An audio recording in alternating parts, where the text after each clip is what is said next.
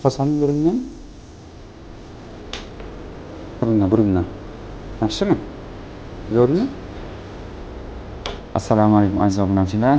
Bemorimizni bundan 8 yil oldin boshqa go'r birasi operatsiya bo'lgan va operatsiyadan keyin teshik paydo bo'lgan va uchta operatsiyani bitta etapda bajarishga harakat qildik. Ya'ni burun to'siqni to'g'irladik, chanoqqa kichraytirdik. Burun to'siq teshikni yamadik. Operatsiyamiz biroz murakkab o'tdi. Adashmasam 2,5 soat davom etdi. Hozir qayta ko'rib keldilar, tekshirib ko'ramiz. Mana teshik o'rnini sekin burun to'siq qilib ko'ramiz. Ko'rganimizdan keyin buni orqa qalqonga boramiz. Keyin kelganimiz yo'q. Mana o'sha teshik o'rni turibdi. Topilgan. Ikki tarafdan mana tikkan choqlarimiz turibdi. Ular so'rib ketadi. Nafas og'izlarini burun to'siqni idealni qarab ketdi.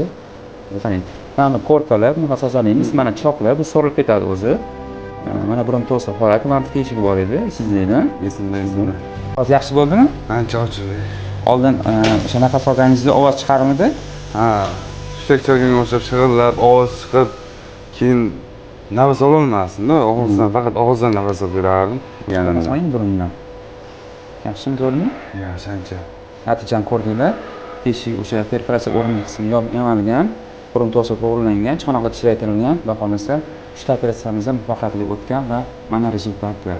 Sizda va yaqinlaringizda burundan nafas olish qiyin bo'lsa, bemalol bizga murojaat qilishingiz mumkin. Tekshirib ko'ramiz va o'sha bartaraf qilishga harakat qilamiz. Burun to'siqni to'g'rilab, burun ochib beramiz inshaalloh.